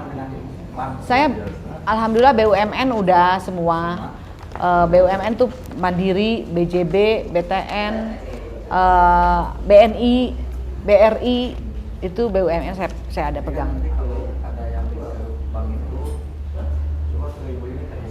Boleh. WA aja Pak. Ya, BUMN udah semua. BUMN yang udah swastanya semua. saya Jitras, Bank DKI saya ada, Bank DKI, BSI, saya di BSI juga. BCA saya belum. OCBC belum. OCBC on the way Pak, lagi diurus kalian. Makanya saya minta di sini. Termasuk OCBC kemarin juga di Permata ya Bu ya, itu lagi on the way juga. Udah proses Pak, udah udah proses. Masukin ke sini dulu. Iya. Niaga belum. Nah nanti nextnya Niaga ya. Nanti ya. Ini masih banyak nih, saya mau pengen ini berbagi ilmunya, waduh. Yang tadi kesepakatan saya dengan Ibu Ocha adalah kita berusaha membantu agent, prinsipal yang kesulitan atau yang mempunyai kasus yang belum ada jalan keluarnya yang berhubungan dengan kenotariatan atau ke PPAT. Jadi ini programnya kita mau coba setiap 2 bulan sekali atau 3 bulan sekali ini tetap ada. Jadinya teman-teman juga punya wadah untuk konsultasi. Jadi kita, makanya tadi saya bilang kita nggak buka slide atau pembelajaran. Kenapa? Karena kita taunya teman-teman udah ngerti duluan lah. Nah, justru yang kita mau gali adalah kasus di lapangan. Karena kasus di lapangan ini jalan keluarnya bisa ke kiri, bisa ke kanan ya Bu ya. Nah, makanya ini yang kita harus hati-hati, apalagi yang kita ketahui bersama centeng ada. Kalau kita mau ibaratnya pembebasan orang-orang yang ibaratnya numpang di situ juga kita harus mengerti, termasuk sampai yang tadi kasusnya masa tanah wakaf harus bayar lagi, kan aneh gitu. Nah seperti itu, kasus-kasus seperti ini yang kita perlu tahu bersama. Jadi ketika kita menghadapi di lapangan, kita udah mengerti, oh caranya gini, oh caranya gini. Minimal apa yang kita ucapkan itu sepemikiran dengan notaris atau PPAT, pejabat PPAT.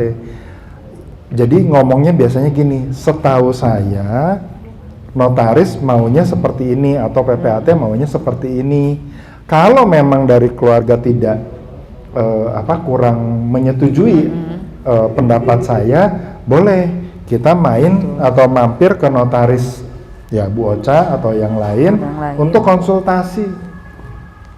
Nah, dari situ baru kita tahu nih langkah selanjutnya apa. Kan ujung-ujungnya harus closing Pak, Bu, betul nggak? Betul. Ya kan? Harus akad, benar. Oke ya, jadi hari ini saya tutup dulu. Hatur nuhun pisan Ibu Ocha. Sama-sama